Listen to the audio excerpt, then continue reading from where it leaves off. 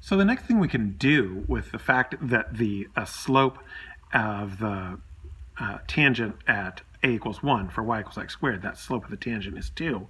One thing we can do with that is write the equation of the tangent line at that point a equals 1. In other words, what is the equation of this line? So I know this is the graph of y equals x squared. What is this green line? What is that the graph of? All right, so we have some good tools to do that because this is a point on the line, and we know the slope of the line because we now know that the slope of the line is 2. All right, so we know the slope, we know a point, we can write the equation. So what are the coordinates of this point here?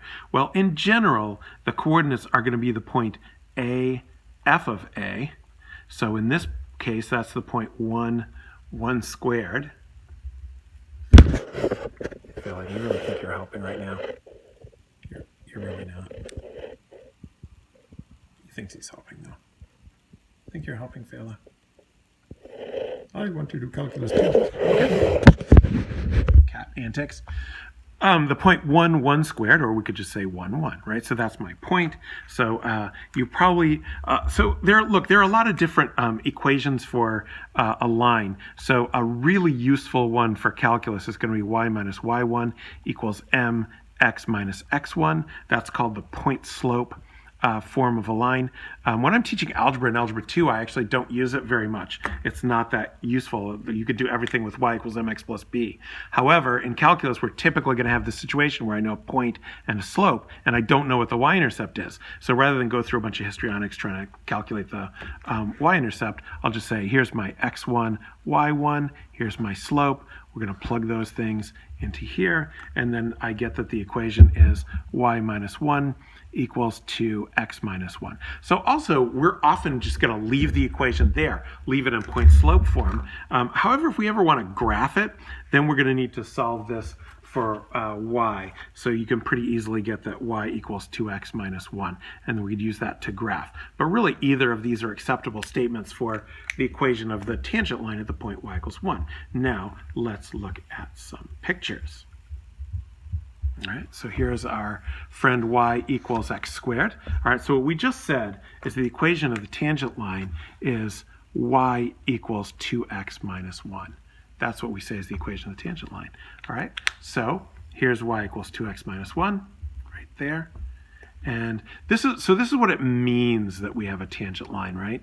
So that this line intersects the curve at just one point. So another very useful property of the tangent line is that you can see that if you zoom way in, the line and the curve become increasingly identical, so that the line becomes a very useful estimate of the value of the curve. Oh, are we going to capitalize on that fact a lot? All right, but for now, this is what a tangent looks like. This is what a tangent line looks like. You'd also think of it as if I were driving along this road. If this is a road, I'm driving along it.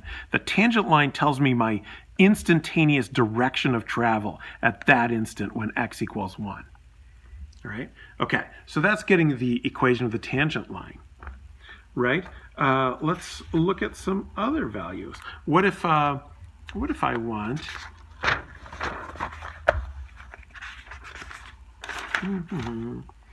what if I want the slope of the tangent to y equals x squared at a equals 2? Okay, so I'm just going to follow the same process. This is one of those things that, it's just a process, so you can just learn it. Slope of the tangent is equal to, every time it's going to be the limit as h approaches 0 of f of a plus h minus f of a over h. Know that fact. All right, that's the slope of the tangent. In this particular case, we will be talking about the limit as h approaches 0 of 2 plus h squared minus 2 squared over h. That equals, keeping my limit statement on every time until I evaluate it by substitution, 4 plus 4h plus h squared minus 4 over h. Every time the constant terms are going to cancel, every time. Look for these patterns. There are many patterns that you will see, and eventually these patterns are going to lead us to a much simpler, more direct way to compute the slope. All right, so because we started right away with a limit, we don't have to worry about not reducing this. We can reduce it because we have limit as h approaches 0, the h cannot be equal to 0. So I have limit as h approaches 4 plus h, limit as h approaches 0 of 4 plus h, which I can now evaluate by substitution. Since I'm evaluating it, I drop the limit sign at this point, and I get 4. So here's how you compute the slope of a tangent from the limit using the limit statement. So limit, limit, limit, limit, limit until we get here when we are evaluating. Okay, what else can we do? We can find the equation of the tangent at a equals 2. Once we got the slope, we can find the tangent. So we want to be thinking about the point A, f of A. So in this case, that's the point 2 squared. So that's the point 2, 4. That for our point slope equation is x1 and y1. And right here is our m. And we just plug all that in to y minus y1 equals mx minus x1. You will quickly dispense with writing this formula, and you will just say it's y minus 4 equals 4x minus 2. And then you may optionally simplify this to y equals 4x minus 4.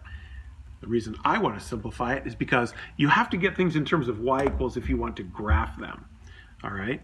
And of course I do want to graph them. So now look, what's the difference between what we just did and what we did before? Now it's at a equals 2.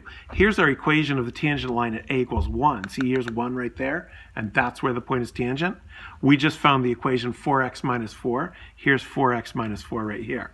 Notice that this graph, the green graph, is tangent right there at a equals 2. So now we've found the slope of the tangent when a equals 2. So here's slope of the tangent a equals 1. Here's slope of the tangent a equals 2. I wonder if you could continue this process almost indefinitely, couldn't you? Well, let's do that in the next video.